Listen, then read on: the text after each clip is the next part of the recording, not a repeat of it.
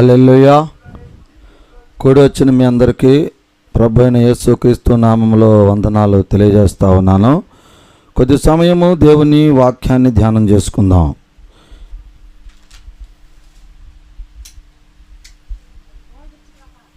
ఈరోజు వాక్య ధ్యానంలో మొట్టమొదటిగా రోమియోలకు రాసిన పత్రికలో మనం చదువుకుందామండి. 8వ అధ్యాయము 18 నుంచి 25 వాక్యం నేను చదువుతాను, మీరు వినండి జాగ్రత్తగా. రోమియోలకు రాసిన పత్రిక 8వ అధ్యాయము 18 నుంచి 25 వరకు చదువుతున్నాను, మీరు వినండి. మన ఎడల ప్రత్యక్షము కాబోవు మహిమ ఎదుట ఇప్పటి కాలపు శ్రమలు ఎన్నతగినవి కావని ఎంచుచున్నాను. దేవుని కుమారులు ప్రత్యక్షత కొరకు సృష్టి మిగులు ఆశతో చేరచూచు కనిపెట్టుచున్నాను. ఏలయనగా సృష్టి నాశనమునకు లోనైన దాస్యములో నుండి విడిపింపబడి దేవుని పిల్లలు పొందబోవు మహిమ గల స్వతంత్రము పొందును నిరీక్షణ కలదై స్వేచ్ఛగా కాక దాని లోపరుచు వాని మూలమును వ్యర్థపరచబడెను. సృష్టి యావత్తు ఇదివరకు ఏకీగ్రముగా మూలుగుచు ప్రసవ వేదన పడుచున్నదని ఎరుగుదుము. అంతేకాదు ఆత్మ యొక్క ప్రథమ ఫలము నొందిన మనము కూడా దత్తపుత్రత్వము కొరకు అనగా మన దేహము యొక్క విమోచనము కొరకు కనిపెట్టుచు మనలో మనము మూలుగుచున్నాము. ఏలయనగా మనము నిరీక్షణ కలిగిన వారమై రక్షించబడితిమి. నిరీక్షింపబడినది కనబడినప్పుడు నిరీక్షణతో పని ఉండదు. హల్లెలూయా. చిన్న ప్రార్థన చేసుకుందాం. మహాపరిశుద్ధుడు అయిన మా తండ్రి, ప్రేమస్వరూపుడు అయిన యేసయ్యా, నీ పాదముల కొందనాలు, ఘనమైన నామానికి స్తోత్రాలు చెల్లించుకుంటున్నాను తండ్రి. అయ్యా, మరి యొక్క సమయంలో నాయన కొద్ది సమయం అయ్యా నీ వాక్యాన్ని మేము ధ్యానం చేయుచుండగా ప్రభువా, నీ పరిశుద్ధ ఆత్మను మా మధ్యలోకి నడిపించండి. నీ పరిశుద్ధ ఆత్మశక్తిని మా మధ్యలోకి నడిపించండి ప్రభువా. నాయన నీ ఆత్మశక్తి వలనే నాయన ఇక్కడ వాక్య ఉపదేశం జరగాలి. ఏ మనుష్యుడి వలన కాదు ప్రభువా. అల్పుడైన నన్ను కూడా నువ్వు నా తండ్రి నీ నోటికి బూరగా వాడుకొని నీ వాక్యాన్ని నీ బిడ్డలకు సక్రమంగా హృదయాలకు అర్థమయ్యేలాగా తేటగా నీవే పరిశుద్ధాత్ముడవై ఈ వాక్యమును అందించమని దేవుని కుమారుడవు ఈ లోకానికి రక్షకుడు అయిన యేసుక్రీస్తు పరిశుద్ధమైన నామములో ప్రార్థన చేసి బ్రతిమలాడుచున్నాను నా తండ్రి, ఆమెన్. మంచిది. ఈ చదవబడిన వాక్యంలో మీరు గమనించినట్లయితే అమ్మా 19వ వాక్యంలో చెప్తున్నాడు, ఆశతో తేరి చూచుచు కనిపెట్టుచున్నాను. హల్లెలూయా. అలాగనే 23వ వాక్యంలో చెప్తున్నాడు, ఆత్మ యొక్క ప్రథమ ఫలము నొందిన మనమందరము కూడా దత్తపుత్రత్వము కొరకు అనగా మన దేహము యొక్క విమోచనము కొరకు కనిపెట్టుచు మనలో మనము మూలుగుచున్నాము. ప్రియమైన దేవుని బిడ్డలారా, ఈ వాక్యంలో మెయిన్ ఉద్దేశముగా మీకు అర్థమవుతుంది ఏంటంటే, మనుష్యుడు దేవుని కొరకు కనిపెట్టుకొని ఉండాలి అని అంటున్నాడు. అయితే కనిపెట్టుకొని ఉండవలసినది ఏమిటి? మానవ శరీరమా, మానవ శరీరంలో ఉండేటటువంటి ఆత్మ? ఒకసారి మీరు గమనించాలి ఇక్కడ విషయాన్ని. అదే ఇక్కడ మాట్లాడుతూ ఉన్నాడు. మనుషులమైన మనందరం కూడా దేవుని కొరకు కనిపెట్టుకొని ఉండాలి అనేటటువంటి వాక్యాన్ని మనం చెప్పుకుంటున్నాం కదండి. అయితే దేవుని కొరకు కనిపెట్టుకొని ఉండవలసింది ఏంటంటే, మానవుని దేహమా, మానవుని శరీరములో దేహములో ఉండేటటువంటి ఆత్మ? ఓసారి ఆలోచించేయండి. ఏమంటున్నానంటే, మానవుని దేహముతో మనము దేవుణ్ణి ప్రార్థన చెయ్యాలి, ఆయన సన్నిధికి రావాలి, ఆయనను నోటితో ప్రార్థన చేయాలి, ఆయన నోటితో ఘనపరచాలి, ఆయన మహిమపరచాలి. కానీ మన నిరీక్షణ అయితే శరీరంతో కాదు, మన శరీరంలో ఉండేటటువంటి ఆత్మతోటి మనం నిరీక్షణ కలిగి ఉండాలి. అంతేనా కాదండి?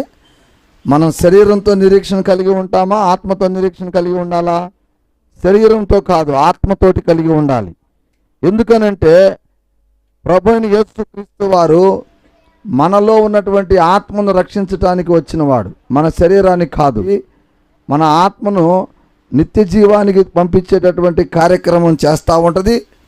అందుకని మనము ఆయనను ప్రార్థన చేసుకొని మన శరీరాన్ని సిలువ వేసి, మన శరీరాన్ని నలగొట్టి, మన శరీరాన్ని దేవుని పాదాల చెంత పెట్టుకొని మన ఆత్మను మాత్రం దేవుని రాజ్యంలోకి చేర్చడానికి మన అందరం కూడా ప్రయత్నం చేయాలా. అదే ఈరోజు వాక్యాలలో ముఖ్య ఉద్దేశంగా నేను ప్రకటిస్తూ ఉన్నా. ఇప్పుడు మన శరీరంలో ఎన్ని రకాలు ఉంటాయని చెప్పండి? మన శరీరాన్ని ఎన్ని భాగాలుగా మనం విభజించుకోవచ్చు? ఒకటి ఆలోచన చేయండి. మన శరీరంలో ఉన్నటువంటి భాగాలు ఎన్ని? ఫస్ట్ శరీరం చూసుకుందాం. శరీరంతో పని అవుతుందంటే కాదు, శరీరంలో ఒక ప్రాణం ఉంటుంది. అంతేనా? ప్రాణం లేకుండా ఈ జీవి పని చేస్తుందండి ఎవరికైనా? నీకు కానీ నాకు కానీ ఎవరికైనా ప్రాణం లేకుండా ఎవరైనా పని చేయగలుగుతామా? మాట్లాడగలుగుతామా? నడవగలుగుతామా? ఏదైనా చేయగలుగుతామా? అంటే ఈ శరీరానికి మెయిన్ ఏం కావాలి? ఫస్ట్ ప్రాణం కావాలి. దానినే జీవాత్మ అంటాడు. ఏమంటాడు దాన్ని? జీవాత్మ అంటాడు. ప్రాణముని ఏమంటారంటే దేవుని భాషలో జీవాత్మ అంటారు. ఈ జీవాత్మకు తోడుగా మనకేం కావాలనంటే పరిశుద్ధాత్మ కూడా కావాలి. అర్థమవుతుందండి? ఈ జీవాత్మకు తోడేం కావాలి? పరిశుద్ధాత్మ కావాలి. ఈ పరిశుద్ధాత్మ ఎక్కడికి వచ్చుద్ది, ఎప్పుడు వచ్చుద్ది అని అంటే ఈ యొక్క జీవాత్మలోకి పరిశుద్ధాత్మ ప్రవేశించాలి. ఈ యొక్క పరిశుద్ధాత్మ కానీ ప్రవేశించటం చేతగాక మనం వదిలేసామనుకో, ఈ పరిశుద్ధాత్మకు బదులుగా ఈ జీవాత్మలోకి ఏమొచ్చిందంటే దురాత్మ చోటు చేసుకుంటుంది. ఏం చోటు చేసుకుంటుంది? దురాత్మ. దురాత్మ అనగా ఏంటంటే సాతాను యొక్క క్రియలు. సాతాను యొక్క క్రియలు అంటే ఏంటంటే కోపము, పగ, ప్రతీకారాలు, తిట్టుకోటాలు, కొట్టుకోటాలు, మోసం చేసుకోటాలు, ఇవన్నీ కూడా సాతాను క్రియలుగా దేవుడి వాక్యంలో మనకి చెప్పబడతా ఉన్నాయి. ఎప్పుడైతే మనము ఈ దేహంలో ఉన్నటువంటి ఆత్మకి పరిశుద్ధాత్మను అంటే దేవుని యొక్క ప్రార్థన, సత్య మార్గంలో ఉండటం, ఇలాంటి కార్యక్రమాలన్నీ కూడా మనం అలవాటు చేయలేకపోయామనుకో ఏం చేస్తుంది? అది దురాత్మకు స్థానం ఇచ్చింది. కాబట్టి ప్రియమైన దేవుని బిడ్డలారా, మనం ఏం చేయాలా? యేసుక్రీస్తు వారిని నమ్ముకున్న తర్వాత మనందరం కూడా మన ఆత్మను కాపాడుకోవాలంటే మనం ఏం చేయాలా? ప్రభు అయిన యేసుక్రీస్తు వారిని మనం ప్రార్థన చేసుకోవాలి. ఆయన రక్షకుడుగా మనం అంగీకరించుకోవాలి. ఇంకొక వాక్యం చూపిస్తాను చూడండి. ఎఫెసీయులకు రాసిన పత్రిక అని ఉంటుంది, అదే అధ్యాయం. ఎఫెసీయులకు రాసిన పత్రిక 3వ అధ్యాయంలో నుండి నేను కొన్ని వాక్యాలు చదువుతాను, మీరు గమనించండి. 14వ వాక్యంలో నుండి నేను చదువుతున్నాను. ఈ హేతువు చేత పరలోకమందును భూమి మీదను ఉన్న ప్రతి కుటుంబము ఏ తండ్రిని బట్టి కుటుంబం అని పిలువబడుచున్నదో ఆ తండ్రి ఎదుట నేను మోకాళ్ళుని మీరు అంతరంగ పురుషుని యందు శక్తి కలిగి ఆయన ఆత్మ వలన బలపరచబడినట్లుగా క్రీస్తు మీ హృదయాలలో విశ్వాసము ద్వారా నివసించున్నట్లుగా తన మహిమా ఐశ్వర్యం చొప్పున మీకు దయచేయవలెననియు మీరు దేవుని సంపూర్ణత యందు పూర్ణులగునట్లుగా ప్రేమయందు వేరుపారి స్థిరపడి సమస్త పరిశుద్ధులతో కూడా దాని వెడల్పు, పొడవు, లోతు, ఎత్తుతో గ్రహించుకొనుటకు జ్ఞానమునకు మించిన క్రీస్తు ప్రేమను తెలుసుకొనుటకు తగిన శక్తి గలవారు కావాలని ప్రార్థన చేయుచున్నాను. హల్లెలూయా. అర్థమవుతుందా వాక్యం? ఇప్పుడు మీకేం చెప్పాను? మనము దేహముతోటి దేవుని ప్రార్థన చేయాలి అంటున్నాం. కానీ చాలామంది ఏం చేస్తుంటారంటే ప్రార్థన చేస్తుంటారు కానీ ప్రార్థనలో ఉన్నటువంటి ఆ శక్తిని సరిగ్గా ఉపయోగించరు. ఏంటి ఆ శక్తి అని అంటే ఇదిగో అక్కడ రాయబడి ఉంది చూడండి. 14వ వాక్యంలోనే చివరిలో రాయబడి ఉంది.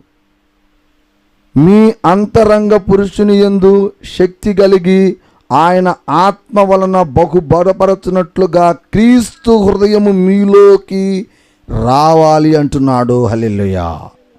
అర్థమవుతుందమ్మా? మనలోకి ఏమి రావాలి?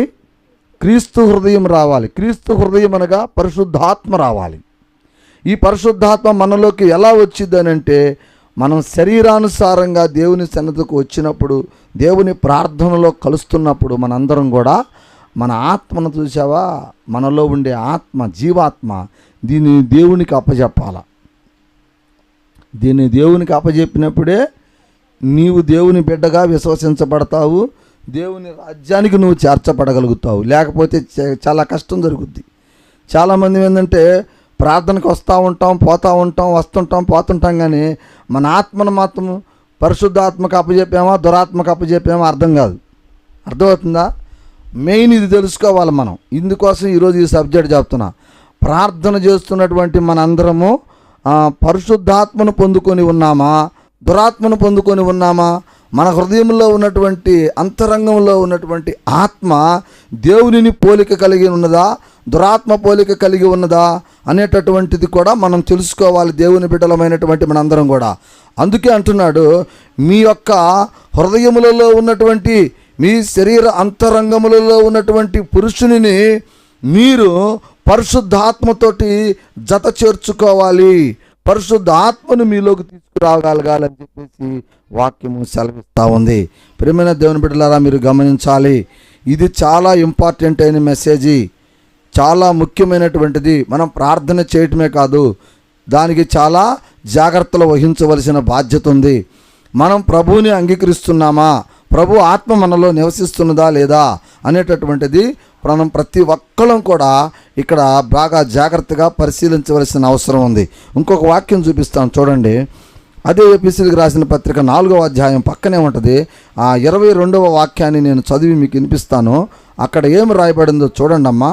కావున మునుపటి ప్రవర్తన విషయములలోనైతే మోసకరమైన దురాశల వలన చెడిపోవు మీ ప్రాచీన స్వభావమును వదులుకొని మీ చిత్తి వృత్తియందు నూతనపరచబడిన వారై నీతియు యథార్థమైన భక్తి గలవారై దేవుని పోలికగా సృష్టింపబడిన నవీన స్వభావమును ధరించుకొనవలెను. మనము ఒకరికొకరము అవయవములై ఉన్నాము కనుక మీరు అబద్ధమాడుట మాని ప్రతి వాడును తన పొరుగువానితో సత్యమే మాట్లాడవలెను. హల్లెలూయా. ఓసారి స్తోత్రం చెప్పండి గట్టిగా. హల్లెలూయా. గట్టిగా చెప్పాలా? హల్లెలూయా. స్తోత్రం చెప్పన్నప్పుడు గట్టిగా చెప్పాలి మీరు. ఎందుకంటే మీరు టెన్షన్లో దేవుని వాక్యం వింటున్నారా లేదనేది మాకు ఐడియా. నేను చెప్పగలను, మీరు ఓకే అన్నారంటే అర్థమైంది, మీ మైండ్లు ఇక్కడ ఉన్నాయని అర్థం. ఎందుకు అప్పుడప్పుడు సేవకుడు స్తోత్రం చెప్పండి అనేది? ఊరికి ఆయనకి పని లేక కాదు, మీ మైండ్లు ఎక్కడన్నా పెట్టి వచ్చారేమో దేవుని వాక్యం వినకుండా. స్తోత్రం చెప్పండి అనగానే దాని మంది మీరు చెప్పారంటే అర్థమైంది, నేను చెప్పే వాక్యం మీలోకి వెళుతుంది అని అర్థం, నేను చెప్పే వాక్యం మీకు హృదయానికి అర్థమవుతుంది అని అర్థం. ఓకేనా? ఒకసారి గట్టిగా స్తోత్రం చెప్పండి, మళ్ళీ గట్టిగా చెప్పాలా? అది సరే, మంచిది. ఇప్పుడు ఈ వాక్యంలో మీకేం చెప్పబడతా ఉంది? మనము ప్రార్థనకు వస్తున్నటువంటి మనము, జాగ్రత్తగా కూర్చోండి, మనము అందరంలో పరిశుద్ధాత్మ ఉన్నదా లేదా అనేటటువంటి విషయాన్ని మనం తెలుసుకోవాలి అనేది ఈరోజు వాక్యం యొక్క ముఖ్య ఉద్దేశం. ఆ ఉద్దేశంలో భాగంగా ఏమంటున్నాడంటే, మనల్ని మనం పరిశీలన చేసుకోవాలంటున్నాడు వాక్యం ద్వారా.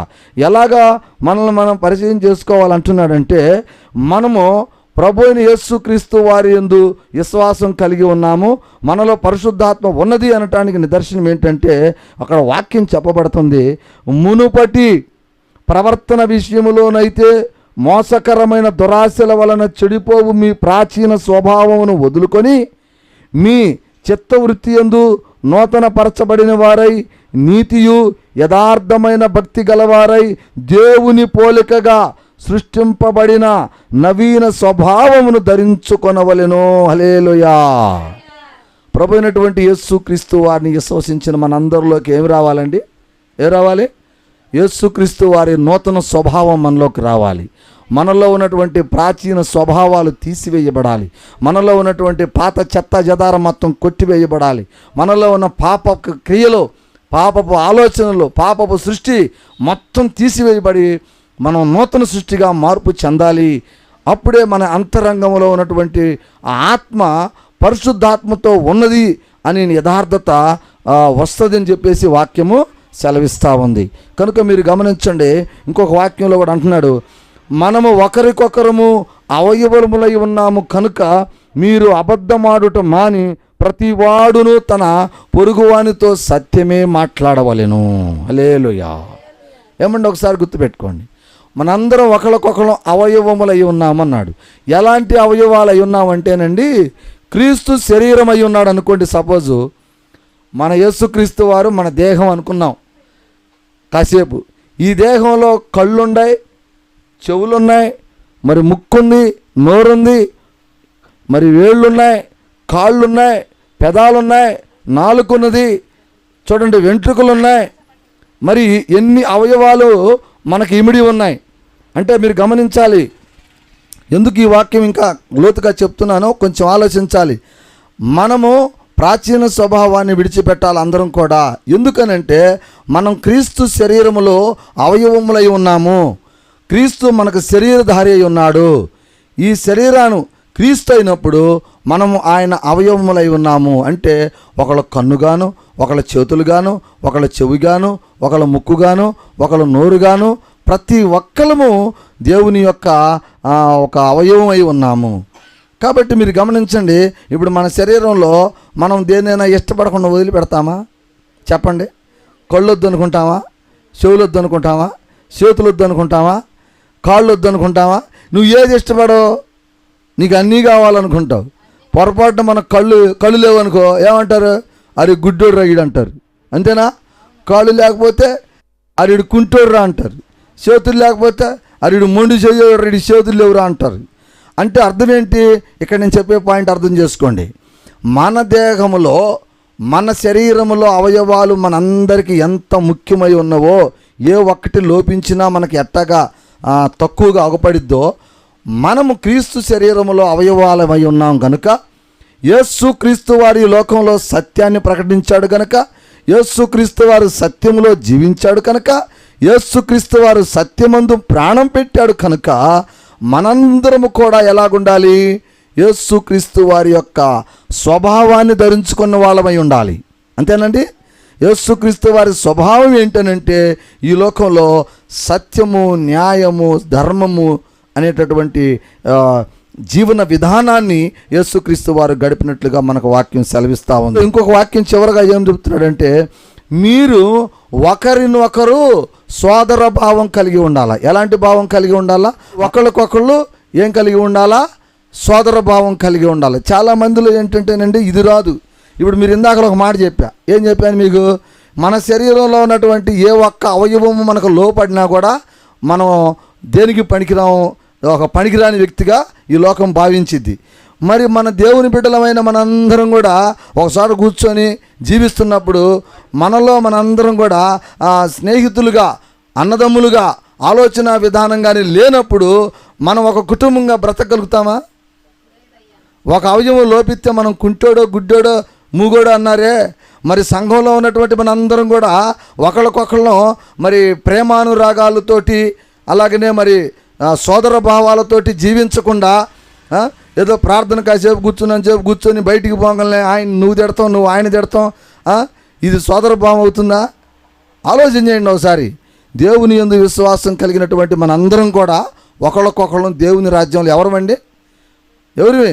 సోదరులమే, అక్కా చెల్లెలు, అన్నా తమ్ముళ్ళు లాంటి వాళ్ళం.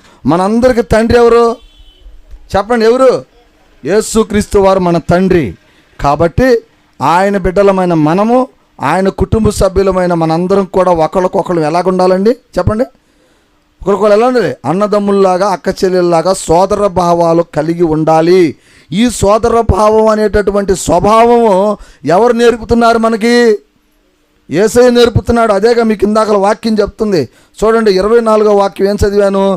నీతిని, యథార్థమైన భక్తి గలవారై దేవుని పోలికగా సృష్టించబడిన నవీన స్వభావమును ధరించుకొనవలెను వాక్యం ద్వారా.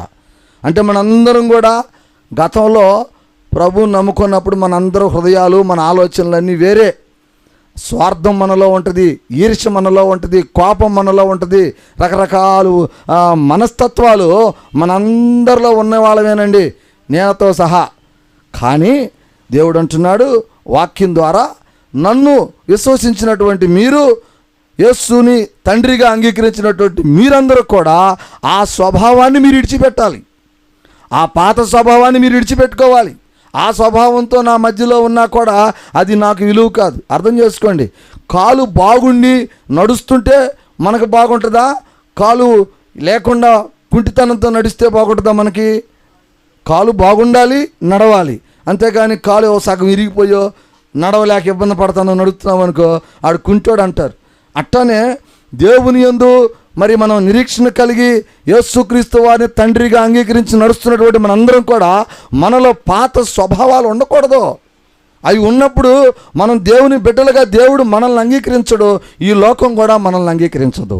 అదే ఆయన అంటున్నాడు, మీరు మీ శరీరములో ఉన్నటువంటి ఆ ఆత్మను దురాత్మ చేత ఉంచుకోకుండా పరిశుద్ధాత్ముడైనటువంటి యేసుక్రీస్తు వారి హృదయాన్ని మీరు కలిగి ఉండాలి అని ఇప్పుడు ఈరోజు వాక్యం చెప్తా ఉంది.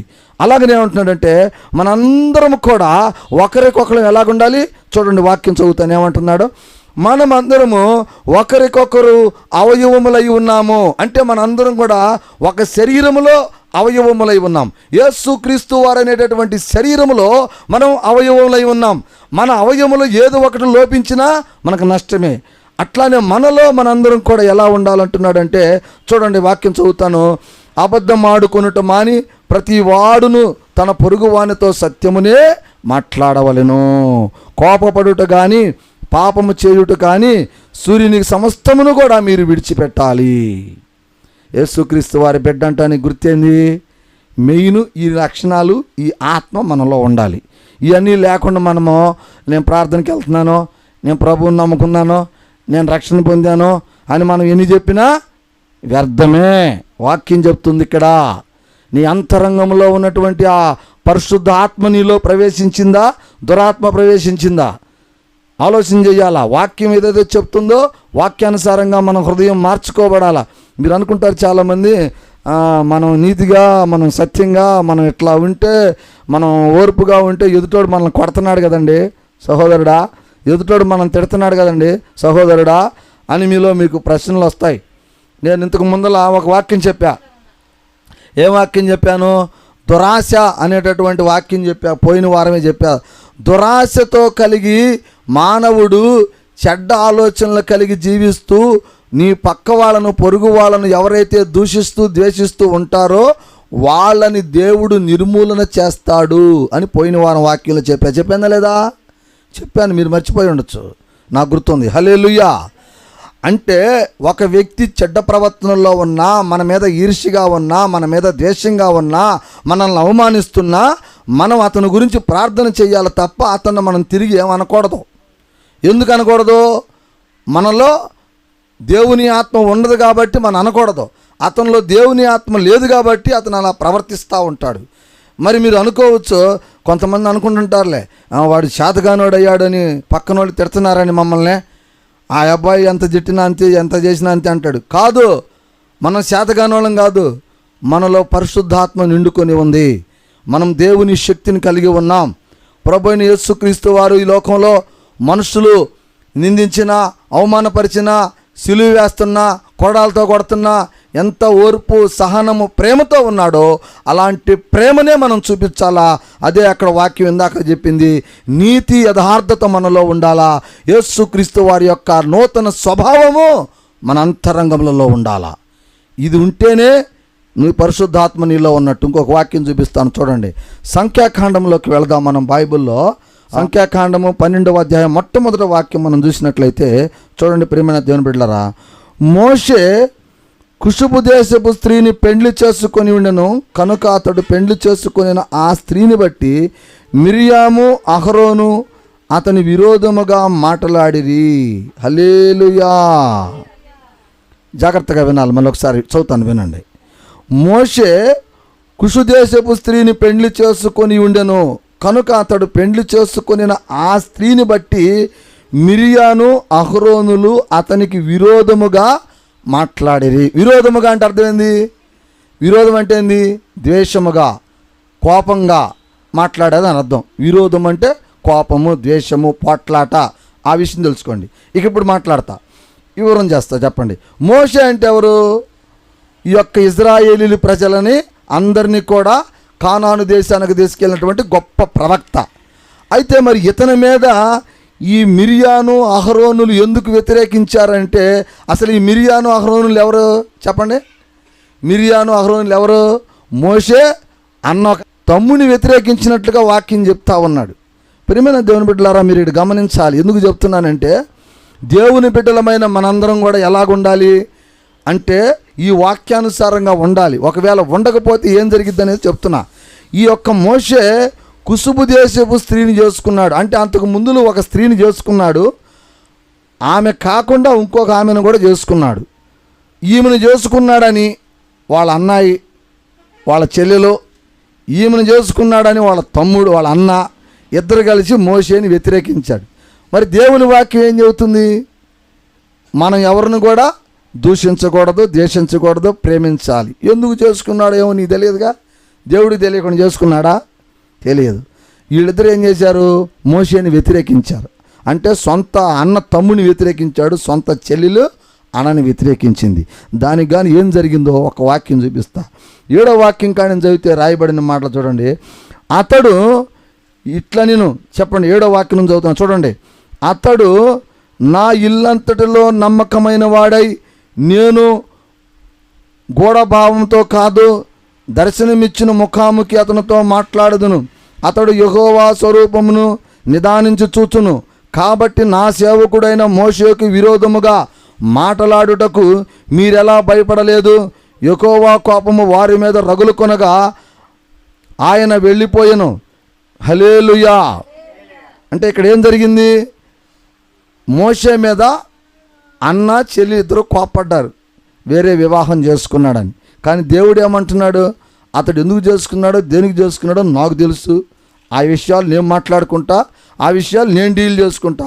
అతనికి శిక్ష వేయాలా, రక్షించాలనేది నేను చూసుకుంటా.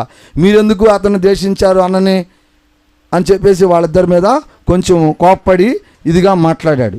మీరు గమనించండి. అప్పుడు అక్కడ ఏం జరిగిందంటే, చివరిగా ఒక వాక్యం చెప్తా చూడండి. 10వ వాక్యం చివరిలో రాయబడిన చూడండి. మేము మేఘము ఆ ప్రత్యక్షపు గుడారం మీద నుండి ఎత్తబడెను. అప్పుడు మిరియాను హిమము వంటి తెల్లని కుష్టు కలదై మారెను. అహరోను మిరియాను వైపు చూచినప్పుడు ఆమె కుష్టు కలదై కనబడెను. అహరోను, అయ్యో నా ప్రభువా, మేము అవివేకులము, పాపులమై మేము చేసిన ఈ పాపములను మా మీద మోపవద్దు. హల్లెలూయా. అంటే ఎప్పుడైతే ఈ మిరియాను అనేటటువంటి సహోదరి ఈ అహరోనులో మోషేని గద్దించి తిట్టి విమర్శించారో, వెంటనే వాళ్ళ సహోదరికంట కుష్ఠరోగం వచ్చిందంట. అక్కడ వాక్యం చెప్తుంది. అంటే మీరు అనుకోవచ్చు, ఇప్పుడు వాళ్ళు మనల్ని తిడతా ఉంటే, వాళ్ళు మనల్ని అన్యాయం చేస్తుంటే వాళ్ళకేం రావట్లేదు కానీ, వాళ్ళకేం రావట్లేదు కదా సహోదరుడా అని మీరు అనుకోవచ్చు. గుర్తుపెట్టుకోండి, నేను చెప్తున్నా, అది సత్యకాలముకు దగ్గరగా ఉన్నారు కాబట్టి రిజల్ట్స్ అనేది వెంటనే ఫాస్ట్గా వచ్చాయి. ఇక్కడ కొంచెం పాపం ఎక్కువ ఉంది ఈ భూమి మీద. ఇప్పుడు అర్థమైందా? భూమి మీద ఇప్పుడు పాపం ఎక్కువ ఉంది కాబట్టి రిజల్ట్స్ నీకు వచ్చుద్ది, కొంచెం నిదానంగా వచ్చుద్ది, టైం తీసుకుంటుంది. అన్నంత మాత్రాన్ని మనం ఈ లోపలే అడావిడి పడకూడదు. మనం ఓర్పుగానే మన ప్రయత్నం మనం చేయాలా. ఎప్పుడైతే ఈ యొక్క మోషేని చెల్లెలు అన్న విమర్శించారో, దేవుడు కోపపడి వాళ్ళకు కుష్ఠరోగం వచ్చినట్లుగా వాక్యం సెలవిస్తూ ఉంది. అదే ఇందాక మీకు వాక్యాలు చెప్పింది. నేను రోమియోలకు ఎఫెసీయులకు రాసిన పత్రికలో ఏం చెప్పాను? మనము దేవుని స్వభావమును కలిగి ఉన్నప్పుడు మనం ఒకరికొకరు సోదర భావాలతోటే ప్రేమించుకోవాలి. అతడు ఆ పని చేశాడంటే దేనికి చేశాడో ప్రభువుకు ప్రార్థన చేసి ప్రభువుకు అప్పచెప్పాలి నువ్వు. అంతేగాని నీ ఇష్టం వచ్చినట్టుగా నువ్వు తిట్టడమో, నీ ఇష్టం వచ్చినట్టుగా నువ్వు అతను మోసం చేయటమో, రకరకాలుగా చేస్తే ఎమ్మటే దేవుడు నీకు శిక్ష వేస్తాడు, అతనికి కాదు. కాబట్టి మీరు గుర్తుంచుకోవాలి. అదే ఇప్పుడు ఈ వాక్యం చెప్తున్నా. అట్లానే సంఖ్యాకాండం 20వ అధ్యాయంలో నుంచి ఒక వాక్యం చూపిస్తాను. అక్కడేం రాయబడిందో చూడండి. ప్రియమైన దేవుని బిడ్డలారా, ఆ సంఖ్యాకాండము 20వ వాక్యము మొట్టమొదటిగా చూసినట్లయితే చూడండి. అక్కడ ఒక వాక్యం చెప్తాను మీకు. మొదటి నెల యందు ఇజ్రాయేలులు సర్వసమానమైన సియోను అరణ్యంలోకి రాగా ప్రజలు కారేషులో దిగిరి అక్కడ మిరియాను చనిపోయి పాతిపెట్టబడెను. హల్లెలూయా. చూడండి ప్రియమైన దేవుని బిడ్డలారా, మీరు గమనించినట్లయితే కొంతకాలానికి ఆమె కుష్ఠరోగం వచ్చింది. తర్వాత దేవుడు ప్రార్థన చేశాడు, మోషే కొంచెం తగ్గింది, రిలాక్స్ అయింది. కానీ దేవుని బిడ్డను, దేవుని విశ్వాసుని అతను అవమానించి కది కాబట్టి కొంతకాలానికి ఆమె ఏమైపోయింది? వెళ్ళిపోయింది. మోషే ఏమని అన్నాడా? అనలా. ఏమనలా, ప్రార్థన చేశాడంతే. కాబట్టి మీరు గుర్తుంచుకోవాల్సింది ఏంటంటే, ఈ వాక్యానుసారంగా నేను చెప్పాల్సిన ఉద్దేశం ఏంటంటే, మనం మౌనంగానే ఉండాలి, ప్రభువుకు ప్రార్థన చేయాలి, మన అంతరంగములలో ప్రభువునే ధ్యానించాలి. ప్రభువా, నేను ఏమీ చేయకపోయినా తను నన్ను ఎందుకు శత్రుగా చూస్తున్నాడు, నేనేం చేయకపోయినా నన్ను ఎందుకు అవమానపరుస్తున్నాడు, నేనేం చేయకపోయినా నన్ను ఎందుకు హేళన చేస్తున్నాడు, నన్ను ఎందుకు దూషిస్తున్నాడు అని నువ్వు మోకాళ్ళేసి ప్రభువుకు ప్రార్థన చేయాలి. ప్రార్థన చేస్తే దేవుడు నీకు సమాధాన పరుస్తాడు. కానీ ఆయన ఏదో చేశాడని నువ్వు తిరిగి ఆయనకి ఏదైనా చేస్తే ఏమవుద్ది? అసలు వాస్తవంగా ఈ యొక్క మోషే వాళ్ళనేం తిట్లా, వాళ్ళనేం అనలా, కానీ వేరే అమ్మాయిని చేసుకున్నాడనే ఉద్దేశంతో వాళ్ళు వ్యతిరేకించి తిట్టినందుకే వాళ్ళ కుష్ఠరోగాలు వచ్చినాయి, వాళ్ళు ఒక టైంలో చనిపోయారు. కాబట్టి మీరు కూడా గమనించాలి. మనము దేవుని బిడ్డలమైన మనందరం కూడా ఏంటంటే చాలా జాగ్రత్తగా మన జీవితాలను నడుపుకోవాలి. ఒకవేళ నడుపుకోలేకపోతే ఏం జరుగుతుందో తెలుసా? ఇది ఎలాంటి పరిస్థితి మనకు కూడా వచ్చింది. దేవుని బిడ్డలైన మనం కూడా దేవుడు ఏం చేస్తాడు? ఇప్పుడు ఒకటి ఆలోచించుకోండి, మీకు అందరికీ అర్థమయ్యే భాషలో చెప్తా. ఇప్పుడు మనందరూ షుగర్ ఎక్కువ ఉంది, అందరికీ షుగర్లు ఉన్న వాళ్ళకి అప్పుడప్పుడు కాళ్ళకి చేతులకి పుళ్ళు పెరుగుతూ ఉంటాయి. పెరుగుతాయా లేదండి? మీరు ఎవరిని చూడలేదా?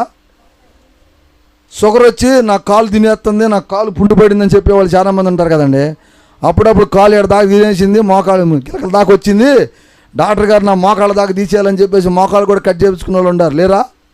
మీకు ఎప్పుడైనా తెలుసా? వీళ్ళందరూ తెలిస్తే మంచిదే, నేను చెప్పేది మీకు అర్థమైంది. అంటే అర్థమైంది, షుగర్ వచ్చి మన కాలు మనకి పెరిగి వస్తూ ఉంటే చెడు అనేది మన కాళ్ళైనా మనం ఇష్టపడి నరకాల్సి వచ్చింది. నరకలేదా? నరకపోతే మొత్తానికి వచ్చి చచ్చిపోతాం మనం బాడీతో సహా.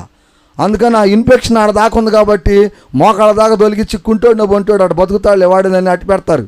అట్లానే దేవుడు కూడా ఏంటంటేనండి, దేవుని బిడ్డలమైన మనము, దేవుని యందు విశ్వాసమైన మనము, రక్షణ ఉన్న మనం కూడా ఒక్కోసారి ఇట్లాంటి సైతాను ప్రేరేపణలతో కానీ ఉన్నామనుకో, ఆయన కూడా కొన్ని వ్యవహారాలు చేస్తాడు సైలెంట్గా, అర్థం కాదు మనకు. అది అవి మ్యాప్లో వెళ్ళిపోతూ ఉంటాయి. ఆయన పరదేశంలోకి తీసుకెళ్ళి ముందే అట్టు పెడతాడు. చాలామంది అనుకుంటారు, అరే పాపాత్ముడు చాలా బతుకుతున్నాడు, ఇటు దేవుడిని నమ్ముకున్నాడు, ఈడేంద్ర పెందలాడి వెళ్ళాడు అనుకుంటారు. ఇప్పుడు గుర్తుపెట్టుకోండి, ఇప్పుడు మన కాలుకు పుండిపడి వస్తూ ఉంది, మనం మిగతా దేహం బతుకుండాలంటే ఆ కాలు నరకాల లేదా? అట్లానే దేవుని బిడ్డల్లో ఉన్నటువంటి మనలో కొంతమంది దురాత్మలు బట్టి పీడిస్తున్నారు అనుకో, దేవుడు ఆటోమేటిక్గా వాళ్ళకి ఏం చేస్తాడు? అది మిరియాని చేసినట్టు చేస్తాడు, వాళ్ళని తీసుకెళ్ళి పరదేశంలో కూర్చోబెడతాడు. ఎందుకంటే ఈ మిగతా వాళ్ళకి కూడా మైండ్ పని చేయకుండా పోయింది మళ్ళీ వాళ్ళ వల్ల. వాళ్ళని తీసుకెళ్ళి ఆడ కూర్చోబెడతాడు. అబ్బాయి మీరు అట్టుండండి, మీరు సైతాన్ మైండ్కి ఎక్కువ ఇష్టపడుతున్నారు, నా పరిశుద్ధాత్మ మీకు ఇష్టపడతలేదు, నా వాక్యం మీకు ఎక్కట్లేదు అబ్బాయి అని చెప్పి తీసుకెళ్ళిపోతారు. మీకు అర్థమయ్యే లాంగ్వేజ్లో వివరంగా చెప్తున్నా, అర్థం చేసుకోండి. ఎప్పుడైతే దేవుని ఆరాధనకు వస్తూ దేవుని యందు విశ్వాసం కలిగి న్యాయంగా సత్యంగా బ్రతికితే ఏం లేదు, నీకు ఇంకా వెలుగునిస్తాడు, నీకు ఆయుష్నిస్తాడు, నీకు అన్నీ ఇస్తాడు, నీకు పేరు ఇస్తాడు, నీకు అన్ని ఇస్తుంటాడు. కానీ మనలో ఉండి మనకు కూడా మోసాలు చేసే క్యాండిడేట్లుగా తగిలారనుకో, ఆటోమేటిక్గా టికెట్ ఇస్తాడు, పరదేశంలో కూర్చోబెడతాడు తీసుకెళ్ళి. ఇది మాత్రం 100% నిజం. మీరు నమ్మినా నమ్మకపోయినా వాక్యానుసారం చెప్తున్నా. హల్లెలూయా. ఇంకో 2 వాక్యాలు చూపిస్తా, అర్థమైందా? ఇప్పుడు ఏం చెప్తున్నాను మీకు? మన హృదయాలలో పరిశుద్ధాత్మ ఉండాలి. యేసుక్రీస్తు నమ్ముకున్న వాళ్ళు పరిశుద్ధాత్మను పొందుకొని ఉండాలి. ఒకవేళ పొందుకోకపోతే మిరియానిలాగా మధ్యలో అది. హల్లెలూయా. ఇంకొక వాక్యం చూపిస్తా అండి. 2వ కొరింథీయులకు రాసిన పత్రిక 4వ అధ్యాయము 16వ వాక్యంలోని నేను చదువుతున్నాను, మీరు వినండి.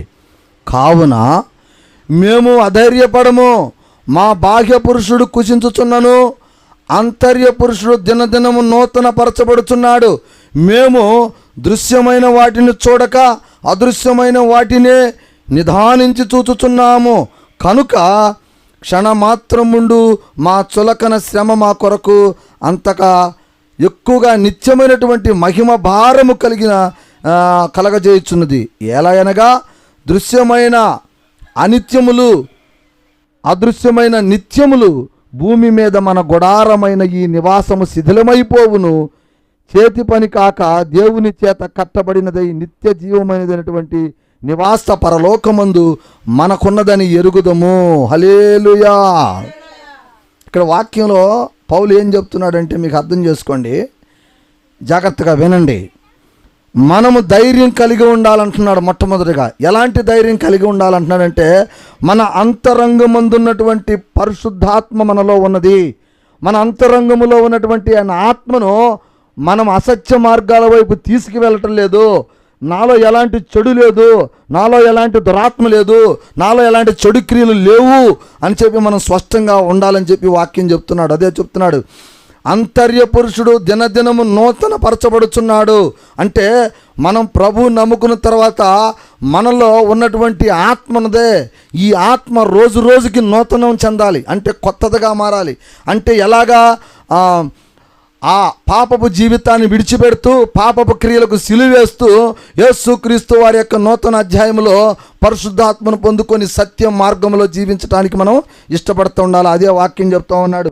చూడండి, ఇంకొక మాట చెప్తున్నాడు. అక్కడ ఏమంటున్నాడంటే, క్షణమాత్రముండు ఈ చులకన శ్రమ కొరకు అంతకుముందు ఎక్కువగా నిత్యమైన మహిమ భారము కలుగజేస్తున్నది. ఎలాగనగా దృశ్యమైన అనిత్యములు. అంటే ఇక్కడ వాక్యం ఏం చెప్తున్నాడంటే మీకు స్పష్టంగా అర్థమవుతా, క్షణకాల సుఖానికి మీ శరీరాలను ఉపయోగించుకోబాకండి అని అక్కడ అర్థం అనమాట. క్షణమాత్రపు అని అంటున్నాడు. క్షణ సుఖం కోసం మీ శరీరాన్ని అపవిత్రపరచుకోబాటకండి. క్షణ సుఖం కోసం అపవిత్రమైన జీవితాల్లో మీరు జీవించబాకండి. ఈ శరీరము నిత్యమైనటువంటిది కాదు అని చెప్తున్నాడు. చూడండి, ఏలయనగా దృశ్యమైనవి. దృశ్యము అంటే కంటికి అగపడేది. కంటికి అగపడేది శరీరమే కదండి. ప్రతి మనిషికి శరీరం ఉంటుంది, కానీ శరీరంలో ఆత్మ కూడా ఉంటుంది. ఆ ఆత్మ నీకు అగపడిద్దండి? అగపడదు. కానీ అది చేసే క్రియలను బట్టి నీలో పరిశుద్ధాత్మ ఉన్నదని మనం తెలుసుకోగలుగుతాం.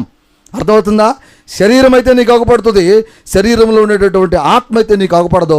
దాన్ని నువ్వు ఎలా గ్రహిస్తావు అంటే ఇప్పుడు వాక్యం చెప్తున్నా. అదే నీకు దానికి పరిశుద్ధాత్మ జోడి అయినప్పుడు నీకు అంటున్నాడు. చూడండి, భూమి మీద మన గుడారం లేదు, ఈ శరీరము ఏదో ఒక రోజు శిథిలమైపోతుంది. కనుక మనము శరీరాన్ని బట్టి మనం సంతోషపడకూడదు, మనలో ఉండేటటువంటి ఆత్మను బట్టి మనం సంతోషపడాలంటున్నాడు. ఈ ఆత్మ నిత్యత్వాన్ని పొంది పరలోకంలోకి వెళ్ళేలాగా మనందరం కూడా మన శరీరాన్ని నలగొట్టాలంటున్నాడు. ఓసారి గట్టిగా చప్పట్లు కొట్టండి దేవుడికి. హల్లెలూయా. అర్థమవుతున్న వాక్యము. శరీరం మనిషి కంటికి అగుపడుతుంది. ఈ శరీర కోరికలను మనం చంపాల ప్రభువుని నమ్ముకున్నాక. ఈ శరీరానికి మనం ఇష్టపడకూడదు. శరీరంలో ఉన్నటువంటి అంతరంగ పురుషుడు ఆత్మను మనం ప్రేరేపణ చేయాలా. ఈ ఆత్మకు మనం ఏం చేయాలంటే పరిశుద్ధాత్మను నింపాలా. అదే సత్యం మార్గం అని చెప్పి వాక్యం సెలవిస్తూ ఉంది.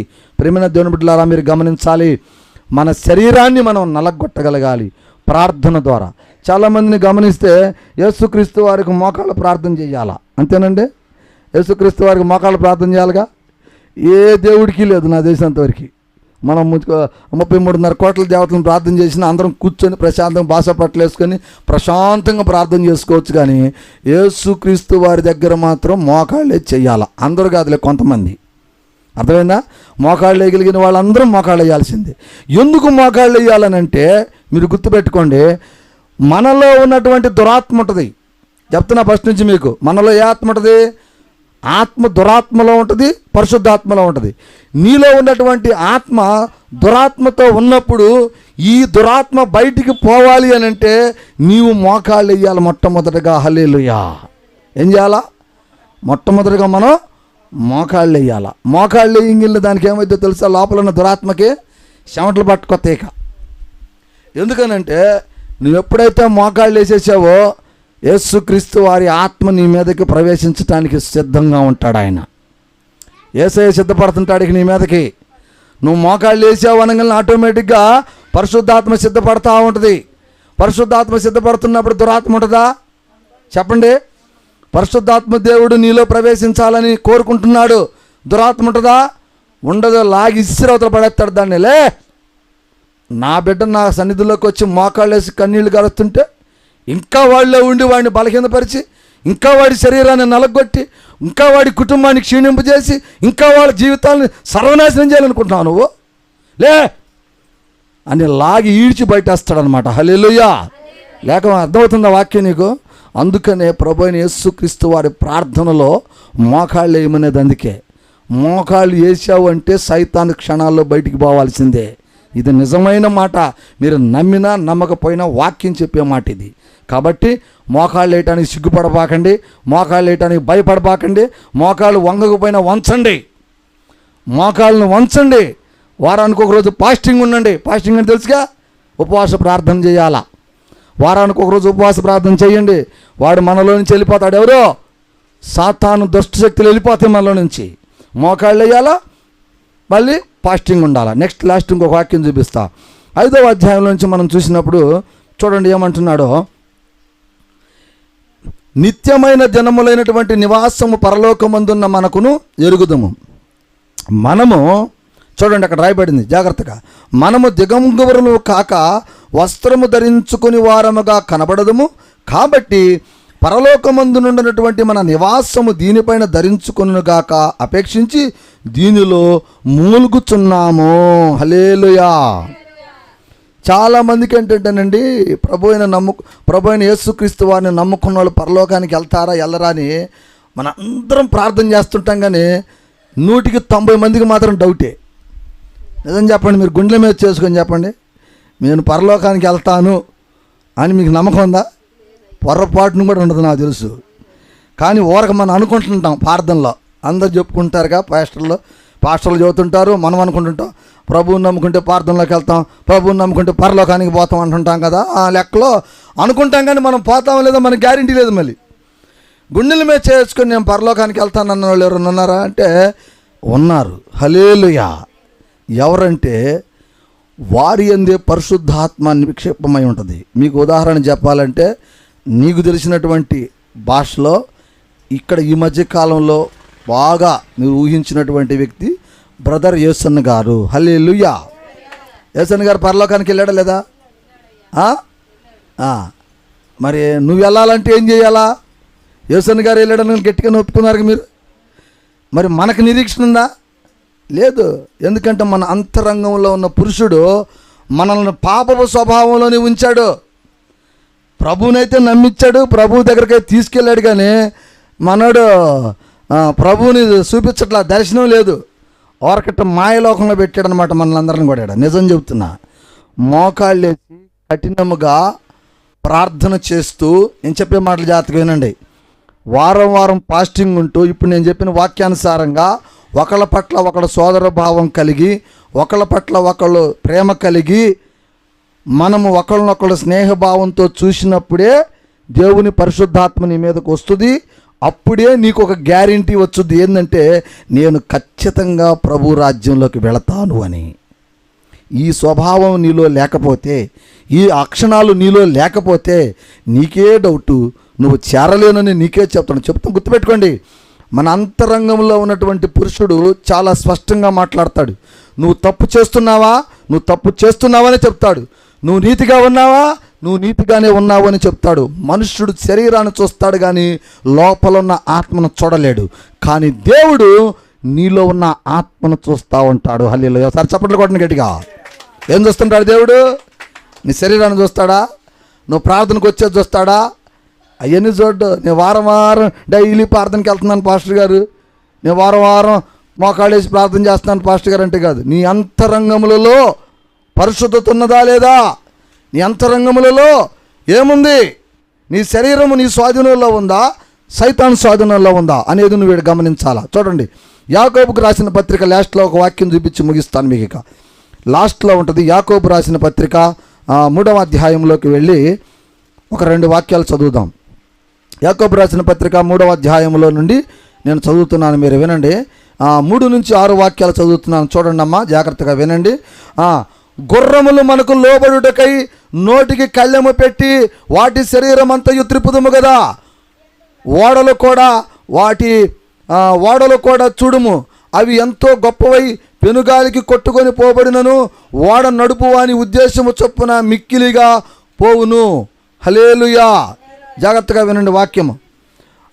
ఎంత కొంచెము నిప్పు ఎంత విస్తారమైన అడవిని తలగబెట్టును. నాలుక అగ్నియే, నాలుక మన అవయవంలో ఉంచబడినదై మౌల్యమైన కలుగుజేయచ్చు. ప్రకృతి చక్రమునకు చిచ్చుబెట్టును, అది నరకము చేత చిచ్చుబెట్టబడును.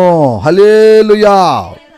ఇక్కడ ఈ వాక్యం ద్వారా యాకోబు గారు మనతో ఏం మాట్లాడుతున్నాడంటేనండి, మీరు గమనించాలి జాగ్రత్తగా వాక్యాన్ని.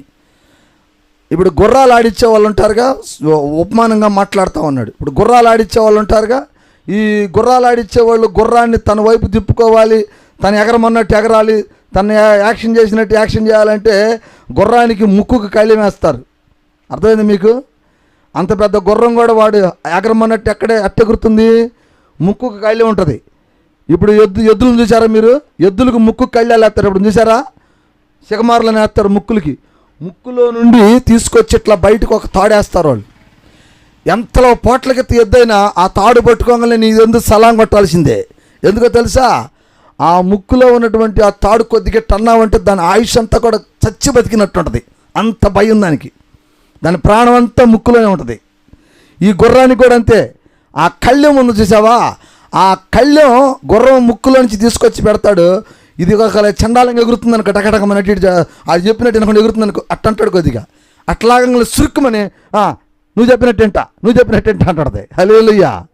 అట్లానే ఓడ అంటే సముద్రంలో వెళ్తుంటాయి కదా ఓడలో. ఈ ఓడ ఏ దిశగా పోవాలి అంటే అది గాలి వచ్చి కొట్టుకుపోయినట్టుగా పోదు. అది ఏ దిశలో పోవాలనేది అక్కడ ఓడ నడిపే ఆయన ఒక ఆయన ఉంటాడు స్టీరింగ్లో. ఆయన ఏది తిప్పితే ఆ దిశలో పోతుంటుంది ఓడ. ఆయన దగ్గర ఒకటి ఉంటుంది అంటే ఖడ్గంలాగా. ఇప్పుడు గమనించారా మీరు? ఏం తెలియదులే. ఓడ నడిపే ఆయన డ్రైవర్ ఒక ఆయన ఉంటాడు, సుక్కాని అంటాడు దాన్ని. ఆయన దగ్గర ఒక రాడ్ ఉంటుంది. ఆ రాడ్ని ఇటు తిప్పితే అటే పోయిద్ది, ఇటు తిప్పితే ఇటే పోయిద్ది ఓడ. ఆయన ఇటు తిప్పితే అటు పోయిద్ది ఓడ. అంటే పడవలో కూర్చున్న వాళ్ళు బొమ్మంటే పోదు, ఈయన చెప్తే పోయిద్ది. అంటే ఈ ఉదాహరణలని దేవుడు ఎందుకు చెప్తున్నాడంటేనండి, మీరు గుర్తుపెట్టుకోండి. మానవ శరీరంలో ఉన్నటువంటి నాలుక ఉన్నది చూసామండి, నాలుక ఇది మెయిన్ పాత్ర వహించింది. అంతేనా? మనిషి మంచోడా కాదా, చెడ్డోడా కాదా అని కొంతమంది మాటలను బట్టి కూడా మనం గమనించవచ్చు. అంతేనా? లేచిన కానించి అన్ని అబద్ధాలే చెప్తున్నాడు నోటితోటి. ఆయన మంచోడు అని అంటారు ఎవరన్నా? చెప్పండి. ప్రతి విషయం అబద్ధం మాట్లాడు అనుకో నోటితోటి, మంచోడని ఒప్పుకుంటావు నువ్వు? చిన్న విషయం ఏదైనా నీతిగా మాట్లాడుతున్నాడు, న్యాయంగా మాట్లాడుతున్నాడు అనుకో, ఏమంటావు? వాడికి ఏమరా మంచోడు, ధర్మరాజురా, వాడి నోట్లో అబద్ధం ఉండదురా, వాడు చెప్పింది చేస్తాడురా, వాడు ఏ కపటం లేదురా అంటావా లేదా? అదే పొద్దుగూకులు మాటలు ప్రతి మాట అబద్ధం చెబుతుంటే వాడంత మాయోడు రెండేవాడు లేడరా నాయన, వాడితో పెట్టుకున్నావు అంటే మనం కూడా మునిగిపోతాం అంటాడా లేదా? ఎందుకు ఈ వాక్యం చెబుతున్నానంటే ఈరోజు మీకు మానవ దేహంలో ఉండేటటువంటి అవయవాలన్నిటిలో కల్లా కూడా మెయిన్ నాలుక పాత్ర మంచిది. కనుకనే దేవుడు ఏమంటున్నాడంటే నీ నాలుకను మొట్టమొదటిగా కంట్రోల్ చేయి. నీ నాలుకను కంట్రోల్ చేసి దాన్ని అపవిత్రం వైపు తీసుకెళ్ళబాక, దాన్ని అబద్ధాలతో ఊరికే మాట్లాడించబాక. నా పరిశుద్ధాత్మను దాని మీద కుమ్మరించు. దేని మీద? నీ నేలకి మీద పరిశుద్ధాత్మను కుమ్మరించడానికి ఎడ చేయాలా? ఏం చేయాలా? నేను ఎందుకు తెలుసా ప్రశ్న మిమ్మల్ని? అసలు మీకు ఏం తెలుసు అని అడుగుతున్నా నేను, నాకు తెలియక కాదు. నేలకి మీదకి పరిశుద్ధాత్మను కుమ్మరించండి నేను అంటున్నా. ఎట తీసుకొచ్చేయాలంటావు? నాకు పాపిడి చెప్తున్నాడు సార్ అని ఆలోచిస్తున్నారు కదా మీరు. నీ నాలుగు మీదకి పరిశుద్ధాత్మను కుమ్మరించాలంటే నీ నోటితో ప్రభువుని స్తుతించాలి. ఒకసారి గట్టికి చప్పట్లు కొట్టావు. అర్థమైంది నీకు? ఇప్పుడు ఏందో ఈ నాలుగు మీద నా పరిశుద్ధాత్మ కుమ్మరించబడాలంటే ఏం చేయాలి? నువ్వు ప్రార్థన చేయాలి. యేసయ్యా నా తండ్రి, నా ప్రభువా, నా దేవా, అయ్యా నా తండ్రి, నువ్వు నా రక్షకుడు నాయనా, అయ్యా నాలో పాపం రాకూడదయ్యా. ఇవన్నీ ఎవరు చెబుతారు? చెవులు చెబుతాయా? కాళ్ళు చెబుతాయా? కళ్ళు చెబుతాయా? కాదు, మన నాలుగు చెప్పింది. కాబట్టి నాలుగుని మనం పరిశుద్ధాత్మతో నింపాలి. అంటే నాలుగుని ఎప్పుడు మనం ప్రార్థనలో ఉంచుకోవాలి. మన అంతరంగ పురుషుడు ప్రేరేపణ అంతా కూడా నాలుగు మీద ఉంటుంది. ఆ నాలుగు చేసే అబద్ధాలను బట్టే మన శరీరం సగం నాశనం అయిపోయింది. అంతేనా? కాబట్టి నాలుగుని చాలా కంట్రోల్ చేయమంటున్నాడు వాక్యం ద్వారా. కాబట్టి మనం నాలుగు పరిశుద్ధతలో ఉండాలంటే మనం ఎప్పుడు ఏం చేయాలా? నోట్లో మనస్సులో కూడా స్తుతిస్తున్నాల ప్రభుని. స్తోత్రం స్తోత్రం స్తోత్రం అంటున్నాలా. ఏదన్నా చెడు ఆలోచన వస్తుందికో, ప్రభు నాకు ఎందుకు వస్తుంది చెడ్డ ఆలోచన, ప్రభు నాకు ఎందుకు చెడు వస్తుంది, అయ్యా నాకు చెడు ఆలోచన ఎందుకు, అయ్యా నాకు చెడ్డ కోరికలు వద్దు, అయ్యా నాకు ఏం వద్దయ్యా అని అంటుండాలి. నువ్వు మనసులో అంటుండాలి. అదే ఇందాక మీకు చెప్పింది, మూలుగుతుండాలి. మనలోకి చెడు ఆలోచన వచ్చినప్పుడు మనం లోపల అంతరంగంలో మూలుగుతుండాలి. ప్రభుతో మోకాళ్ళేసి ప్రభువా వద్దయ్యా నాకు ఈ చెడు ఆలోచన వద్దయ్యా, నాకు ఈ చెడ్డ ఆలోచన వద్దయ్యా, నాకు ఈ దొంగతనం వద్దయ్యా, నాకు ఈ మారు మనసు వద్దయ్యా, నాకు ఈ చెడ్డతనం వద్దయ్యా, నాకు ఈ యొక్క లోబితనం వద్దయ్యా, నాకు ఈ కోపం వద్దయ్యా అని మనం లోపలే ప్రభుని మూలుగుతుండాలి. అర్థమవుతున్న వాక్యము? అలా మూలగమని చెప్తుంది వాక్యం. అంటే నీ శరీరములో నీ నాలుకకు ఎక్కువ ప్రత్యేకత ఉన్నది కాబట్టి ఆ నాలుకని పరిశుద్ధాత్మతో నింపాలంటున్నాడు. నిరంతరం ఆయన పాటలతోటి, ఆయన స్తోత్రాలతోటి, ఆయన ప్రార్థనతోటి దాన్ని ఎప్పుడు నువ్వు ఏం చేయాలా? నింపాలి అంటున్నాడు. హల్లెలూయా. జాగ్రత్తగా వినండి ప్రియమైన దేవుని బిడ్డలారా.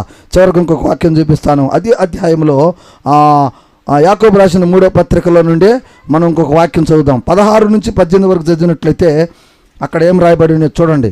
16 నుంచి చదువుతున్నాను, చూడండి అక్కడ ఏం రాయబడ్డాయో. ఏలయనగా మత్సరమును వివాదమును ఎక్కడ ఉండునో అక్కడ అల్లరియు ప్రతి నీచ కార్యమును ఉండును.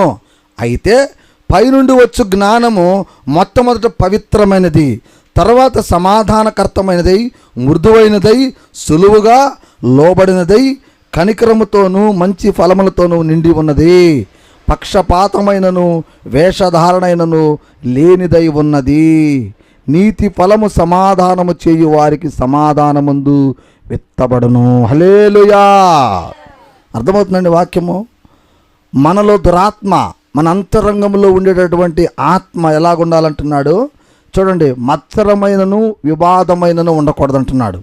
మత్సరం అంటే మోసకరమైనటువంటి ఆలోచనలు మనలో ఉండకూడదు, వివాదాలు పోట్లాట్లు మనలో ఉండకూడదు, అల్లరితో చేసేటటువంటి పనులు ఉండకూడదు. అల్లరి పనులు అంటే ఎవరో ఏదో కుటుంబీకులు పాపం పరిస్థితి బాగా ఇబ్బందుల్లో ఉన్నారనుకో, వాళ్ళని గురించి పని కట్టుకున్నలా డప్పు కొడుతుంటారు ఒక్కొక్కళ్ళు. తెలుసా మీకు?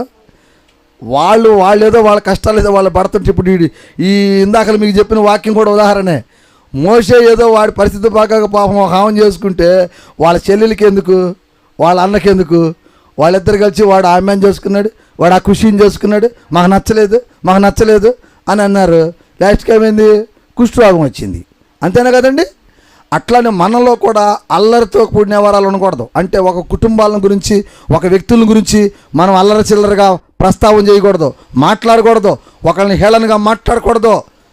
అలాంటివి చేస్తే కూడా శ్రమ వచ్చుద్ది నీకు అంటున్నాడు వాక్యం ద్వారా. చూడండి ఏమంటున్నాడు, అల్లరితో కూడినటువంటి నీచ కార్యములు మనలో ఉండకూడదు. అయితే పైనుండి వచ్చినటువంటి జ్ఞానం మొట్టమొదటిగా పవిత్రమైనది. ప్రభువైన యేసుక్రీస్తు వారి దగ్గర నుంచి వచ్చేటటువంటి పరిశుద్ధాత్మ ఎలాంటిదండి? పవిత్రమైనటువంటిది. దేవుని ఆత్మ నీలో ఉన్నదంటే నీలో ఉండేటటువంటి కార్యాలు ఎలా ఉండాలా? నీలో ఉండేటటువంటి అంతరంగ పురుషుడు ఎలాగుంటాడు? నీతినే మాట్లాడతాడు, నిజాయితీనే మాట్లాడతాడు, సత్యంతో ఉంటాడు.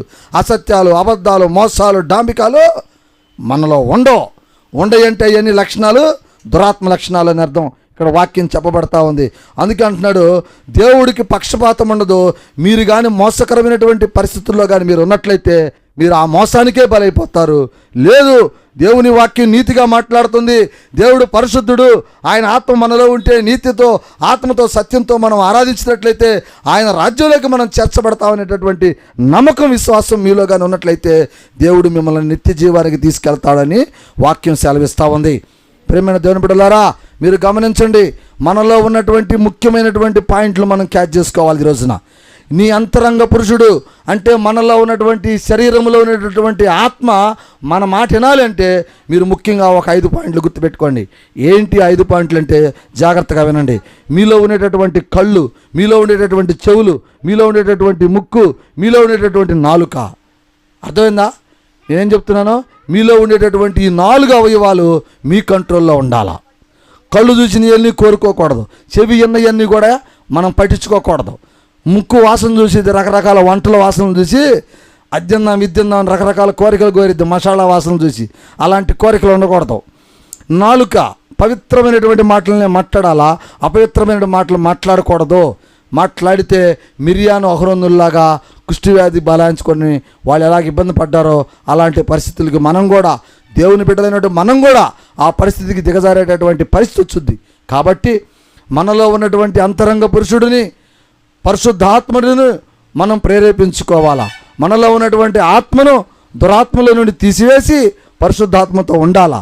ఇది ఉండాలి అంటే నువ్వేం చేయాలా? ఏం చేయాలా?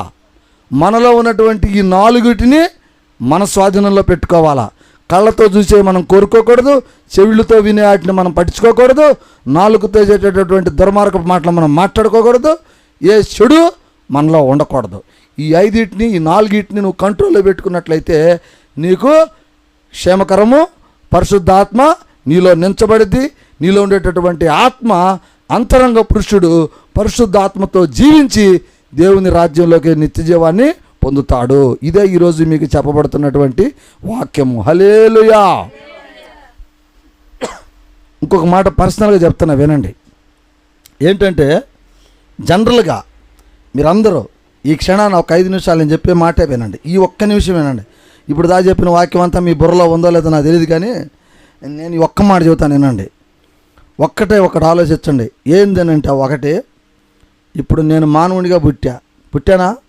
ఇంతకు ముందర నేను నాగబాబుగా పుట్టానని సంగతి మీకు తెలుసా? నాకు తెలుసా నేను మానవుడిగా పుట్టానని? మళ్ళీ నాగబాబుగా పుడతానని నాకేమైనా గ్యారెంటీ ఉందా? లేదు. పుట్టానని గ్యారెంటీ ఉందా? లేదు. కానీ మానవ జన్మ, మానవ శరీరాన్ని దేవుడు ఒకేసారి ఇస్తాడు, గుర్తుపెట్టుకోండి. అయితే ఈ ఇచ్చినటువంటి ఈ శరీరంలో ఉన్నప్పుడే నువ్వు దేవుడికి సరెండర్ అయ్యి, ఈ శరీర సుఖాల కోసం, ఈ శరీరం చేసే దుర్మార్గపు ఆలోచనల కోసం మనం ప్రయాసపడ్డావంటే ఇక మనలో ఉన్న ఆత్మన్నదే అది ఎప్పుడు నరకంలో కొట్టుకుంటూనే ఉంటుంది జీవితకాలం. గుర్తుపెట్టుకోండి, మనలో ఉండే ఆత్మకు నిత్యత్వం ఉన్నదండి. ప్రతి మానవుడికి ఉన్నది. మనలో ఉండే ఆత్మకు నిత్యత్వం ఉన్నది. ఆ నిత్యత్వాన్ని పోగొట్టుకోకుండా ఉండాలంటే నువ్వు యేసుక్రీస్తుని నమ్ముకొని నీతి మార్గంలో జీవించి చనిపోతేనే ఆయన నీకు రక్షకుడుగా ఒప్పుకుంటాడు. నువ్వు ఆ నీతిని వెంబడించకుండా దురాత్మ చేతే చెడ్డ క్రియల్లోనే జీవించి చనిపోతే నీ ఆత్మకు రక్షణ లేదు. ఎందుకనంటే మనం ఈ ప్రపంచంలో కొలుస్తున్నటువంటి 33.5 కోట్ల దేవతలందరూ కూడా ఏదో ఒక పాపములో ఉన్నవాడే. నేను నిజం చెబుతున్నా, ఏదో ఒక పాపంలో ఉన్నవాళ్లే. కామ, కోద, మదమచ్చర్యాల అరిషడ్ వర్గాలని మన మానవ దేహంలో మనమెత్త అనుభవించామో వాళ్ళు కూడా అనుభవించారు. మీ అంతరంగాలతో ఆలోచించుకోండి ఒకసారి, నువ్వు ఏ దేవుడిని చూసుకున్నా సరే. కానీ ప్రభువైన యేసుక్రీస్తు వారు ఒక్కడ మాత్రం ఏ పాపము లేదు, ఆయనలో ఏ మదమచ్చర్యాలు లేవు, ఏ యొక్క పాప క్రియలు లేవు. కనుక ఆయన రక్తము చేతనే నువ్వు విమోక్షించబడతావు. ఆయన రక్తము చేతనే నీ యొక్క ఆత్మ పరిశుద్ధతలోకి వెళుతుంది. కాబట్టి మనందరం యేసుక్రీస్తు వారిని నమ్ముకోవాలి. ఆయన సత్యంలోనే ఉండాలి, ఆయన పరిశుద్ధతలోనే ఉండాలి. ఇదే ముఖ్యమైన ఇంపార్టెంట్. ఈ యొక్క పరిశుద్ధాత్మ నీలోకి రావాలంటే నీకున్నటువంటి నీ యొక్క అవయవాలు, కళ్ళు, చెవులు, ముక్కు, నాలుకని అన్నిటిని కూడా నీ అదుపులో పెట్టుకొని జాగ్రత్తగా మనం మసులుకోవాలి. అప్పుడు పరిశుద్ధాత్మ నీలోకి వచ్చుద్ది. పరిశుద్ధాత్మ నీలో ఉన్నావు కాబట్టి యేసుక్రీస్తు వారిని అంగీకరిస్తాడు, తన రాజ్యానికి చేర్చుకుంటాడు. ఇది సింపుల్ వాక్యం. ఒకటే గుర్తుపెట్టుకోండి, మానవ దేహాన్ని కానీ మలినపరిచావా నీకు నిత్య నరకమే, దీన్ని శుభ్రపరిచావా నీకు నిత్య జీవమే. రెండు నీ సాయంట్లోనే ఉండి. హల్లెలూయా. చెప్పబడిన ఈ వాక్యము దేవుడు దీవించునుగాక. ప్రార్థన చేస్తాను. స్తోత్రం స్తోత్రం స్తోత్రం. పరిశుద్ధుడైన మా తండ్రి, ప్రేమస్వరూపుడైన యేసయ్యా, నీ పాదములకు వందనాలు. ఘనమైన నామానికి స్తోత్రాలు చెల్లించుకుంటున్నాను ప్రభువా. అబ్బా తండ్రి యేసయ్యా, నీ పాదములకు వందనాలు తండ్రి. ఘనమైన నీ నామానికి స్తోత్రాలు చెల్లించుకుంటున్నాను ప్రభువా. అయ్యా, మరి సమయం పరిశుద్ధ దినం రోజునైనా అయ్యా నీ బిడ్డలతోనైనా నువ్వు చక్కగా మాట్లాడి ఉన్నావు ప్రభువా. ఇదిగోనైనా రోమియోలకు రాసిన పత్రిక 8వ అధ్యాయంలో నుంచి, ఎఫీసులకు రాసిన పత్రిక 3వ అధ్యాయంలో నుంచి, 4వ అధ్యాయంలో నుంచి, 2వ కొరింథీయులకు రాసిన పత్రికలో నుంచి, యాకోబు పత్రికలో నుంచి నువ్వు మాట్లాడి ఉన్నావు. అయ్యా, మా శరీరంలో ఉన్నటువంటి అంతరంగంలో పురుషుడును అయ్యా ఆత్మ అనేటటువంటి వ్యక్తిని నాయన మేము ఎప్పటికప్పుడు పరిశుద్ధత చేసుకోవాలి. మా శరీరము గొప్పది కాదు, ఇది శిథిలమైపోతుంది ప్రభువా ఏదో ఒక రోజున. కానీ మేము శరీరంలో ఉన్నప్పుడే మా ఆత్మను మేము శుద్ధి చేసుకోవాలి, మా ఆత్మను మేము భద్రపరచుకోవాలి. కనుక నీ యొక్క పరిశుద్ధాత్మను మా అంతరంగ పురుషుడైనటువంటి ఆత్మకు జోడించాలని నీ వాక్యాలు ఇప్పటిదాకా నా తండ్రి వివరించి ఉన్నావు. అయ్యా, మేము ఎలాగా ఈ పరిశుద్ధాత్మను పొందుకుంటామంటే నీ వాక్యం సెలవిస్తా ఉంది తండ్రి. అయ్యా మాకున్నటువంటి మా కన్నులతో మేము పాపాలు చూడకూడదు, మా కన్నులతో మేము పాపాలు చూడకూడదు ప్రభువా, మా చెవులతో మేము పాపాలు వినకూడదు ప్రభువా, మా నాలుగుతోటి అబద్ధాలు ఆడకూడదు ప్రభువా, మేము అనేక రకమైన చెడు క్రియలు చేయకూడదు ప్రభువా. మా శరీరాన్ని మేము నలగొట్టుకొని, మా అవయవాలు మేము నలగొట్టుకొని మేము పరిశుద్ధతలో ఉన్నప్పుడే నా తండ్రి నీ పరిశుద్ధ ఆత్మ మా మీదకు వచ్చింది అని నీ వాక్యం ఈరోజు కఠినంగా మాట్లాడుతూ ఉంది. కనుక కూడి వచ్చినటువంటి బిడ్డలందరూ కూడా ఈ వాక్యాన్ని అర్థం చేసుకొని ఈ వాక్యానుసారంగా వాళ్ళు జీవించినట్టుగా వాళ్ళ హృదయాలకు భద్రత కల్పించమని ప్రార్థిస్తున్నాను.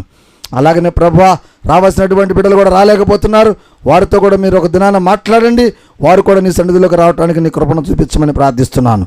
అలాగనే ప్రభువా, వచ్చినటువంటి ప్రతి బిడ్డకు నీ పరిశుద్ధాత్మను జోడించండి. వారి హృదయాలలో వారి అంతరంగంలో ఉన్నటువంటి అంతరంగ పురుషుడు ఆత్మను నాయన దురాత్మచే ఉంచకుండా యేసు నామములో తొలగించబడి నీ పరిశుద్ధాత్మను వారి హృదయాలలో నింపమని ప్రార్థిస్తున్నాను. వారి యొక్క శరీరాలకు నెమ్మది సమాధానం కలిగించండి, వారి కుటుంబాలకు నెమ్మది సమాధానం కలిగించండి, వారి యొక్క సమస్త విషయాలకు మీరు సమాధానాన్ని కలిగించమని ప్రార్థిస్తున్నాను. అలాగనే ప్రభు చేసిన ఈ ప్రార్థనంతటిని కూడా ప్రభా నీ పాదాలు చింత పెడుతున్నాను నాయన, నీవే దీవించి రక్షించమని దేవుని కుమారుడు ఈ లోకానికి రక్షకుడు అయిన యేసుక్రీస్తు పరిశుద్ధమైన నామంలో ప్రార్థించి బ్రతిమలాడుచున్నాను నా తండ్రి, ఆమెన్. పరలోక ప్రార్థన చేయండి. పరలోకమందున్న మా తండ్రి, నామం పరిశుద్ధపడును గాక, నీ రాజ్యం మాకు వచ్చును గాక, నీ చిత్తము పరలోకమందు నెరవేర్చు భూమి మీద నెరవేర్చబడును గాక. అయ్యా మాకు కావాల్సిన అనుదిన మా ఆహారం మాకు దయచేయండి. పలకండి నాతో పాటు. అయ్యా మేము చేస్తున్నటువంటి మా పాపాలు మీరు క్షమించినట్లుగా, అయ్యా మా పట్ల ఎవరైనా తెలియక చేస్తుంటే పాపాలు అయ్యా దయచేయండి ప్రభు. ఇదిగో నా తండ్రి, శోధనలో నుండి కీడుల నుండి మమ్మల్ని పండే కాకండి ప్రభు. ఎందుచేతనగా రాజ్యము బలము శక్తి మహిమ నిరంతరం నీవై ఉన్నావు మా తండ్రి, ఆమెన్. తండ్రి అయిన దేవుని ప్రేమ, కుమారుడైన యేసుక్రీస్తు వారి యొక్క కృప, పరిశుద్ధాత్మ అన్యోన్య సంహాసము కూడి వచ్చిన మనందరికీ, అలానే గ్రామంలో ఉన్న ప్రతి కుటుంబానికి, అలానే శబ్ద యంత్రం ద్వారా వింటున్న ప్రతి బిడ్డకును, లైవ్ ద్వారా చూస్తున్న ప్రతి బిడ్డకును సదాకాలం తోడయుండి నిత్యంతం పరలోకం వరకు నడిపించునుగాక, ఆమెన్. ప్రభు యేసు రక్తమే జయం, ప్రభు శిలువ రక్తమే జయం. యేసు క్రీస్తు నామమునందు మనందరికీ నిత్య జీవము కలుగునుగాక, ఆమెన్. అందరికీ వందనాలమ్మా.